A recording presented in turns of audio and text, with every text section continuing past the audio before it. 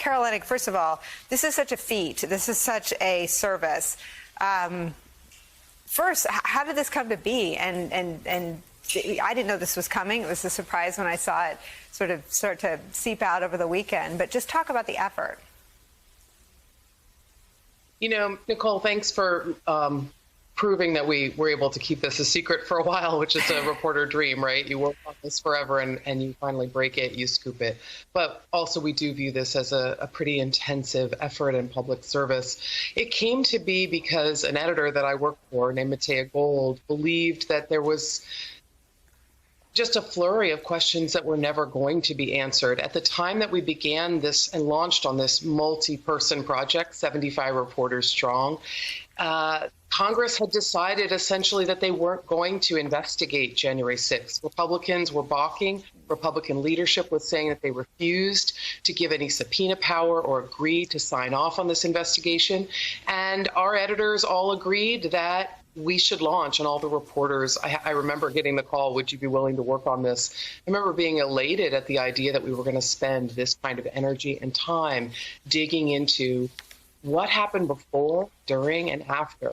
And that was a great idea of our national editor, Stephen Ginsburg, to break this into 3 parts. I mostly focused on the before, which we found so shocking because, remember, we think we're good reporters. We think we report a lot of good information in real time or close to the time.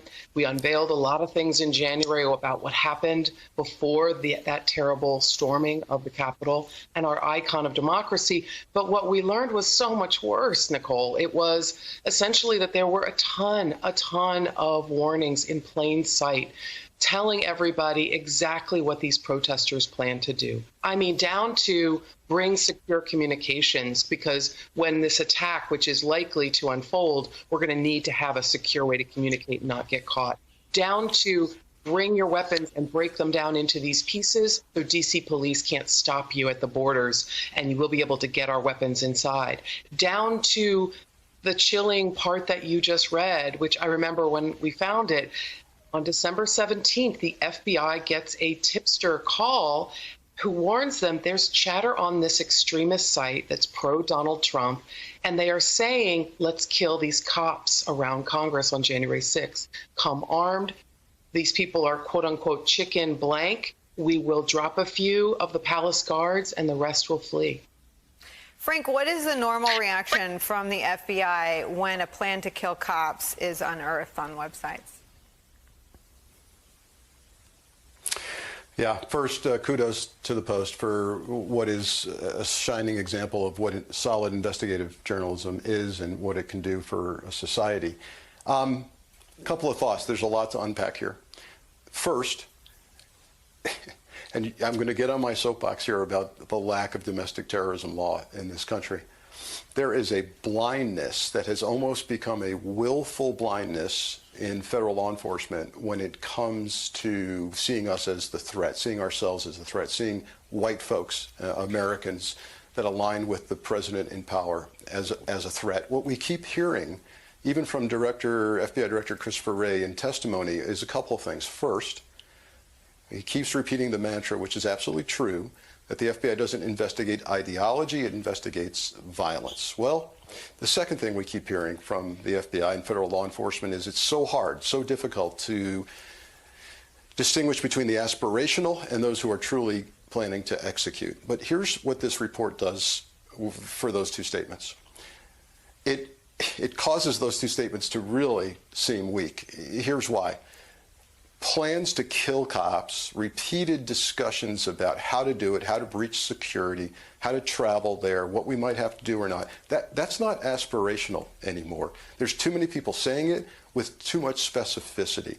Secondly, with regard to the very valid concern that we never want an FBI who violates constitutional right to free speech and to assembly and to free thought, again, we see in this report that we're way beyond that here. The local fusion centers, we're seeing it, we're raising the flags, right? And yet, as it goes up the chain, if it even went all the way to FBI headquarters, it was seemingly being discounted, ignored. This is why we need the January 6th Select Committee. to look at exactly what's happened here so that it doesn't happen again. And when people like Condoleezza Rice say America wants to move on, I say we didn't move on after 9/11. We investigated the root causes and we fixed them. We created a Department of Homeland Security. We put CIA and FBI under one roof in a counterterrorism center in Northern Virginia. We can't move on from this until we figure out why it happened and how we prevent it from happening again. I mean, Frank, there's so much to unpack from your effort to unpack this. We still take off our freaking shoes because the shoe bomber, it was one of the plots declassified. I mean, this is sort of the other end of that approach. And I want to understand, I want to put the picture back up of the insurrection as it played out. What the minutes of Donald Trump's inaction, I think, beg us to probe more is why didn't anybody do anything for the hours that looked more like a tailgate than a crime scene? Yeah, and for those on the Trump defense team who are fighting the Select Committee's efforts to get their hands on his communications and what happened that day and leading up to that day, here's the issue, right? If you claim there's no legislative purpose, no legitimate investigative purpose here, we've got 3 hours of inaction. And what happened in that Oval Office? How many calls did he get telling him, sir, you need to stop these people. It's out of control. You can't do this. How many before January 6th when they said even your rally speech is going to be problematic? You know, we need to know that it gets to his mindset and actually gets to the possibility of criminal intent here. That's why this is so important. I'm going to read from the Washington Post reporting about Donald Trump in 1 second, but I needed to bring you in, Jason, on this. What the Post unearths are 2 draft tweets from Jason Miller. Jason Miller wanted Trump to send this, quote, bad apples like Antifa or other crazed leftists infiltrated today's peaceful protest over the fraudulent vote count. Violence is never acceptable. MAGA supporters embrace our police and the rule of law and should leave the Capitol now. Jason Miller also drafted this tweet for Trump to send. The fake news media who encouraged this summer's violent and radical riots are now trying to blame peaceful and innocent MAGA supporters for violent actions.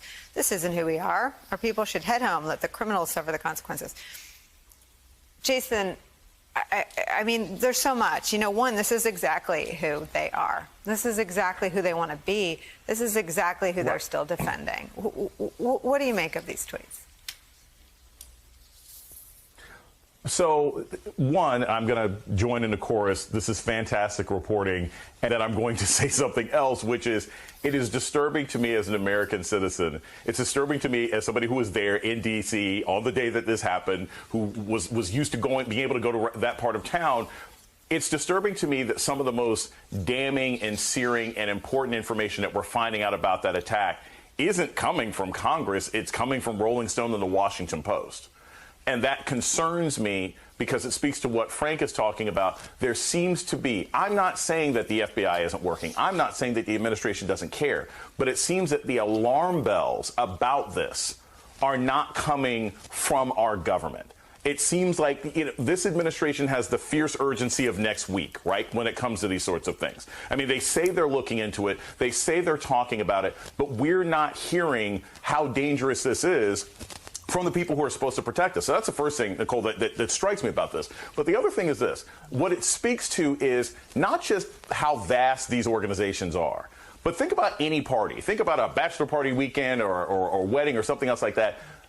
Only about 20% of the people who sign up for the wedding actually show, right? All sorts of other people disappear. So we have a network of individuals who may have just not been able to get a Southwest flight that week. We have a vast network of people who helped the individuals who did attack our Capitol who are still out there. That is what struck me about reading this report, that the network of individuals who are still working at CVS, who are still working at construction sites, who are still working in law firms, they are sitting there plotting and planning, knowing that, oh my gosh, I didn't go to this trip, but the next trip to the Capitol, I'm going to be more prepared.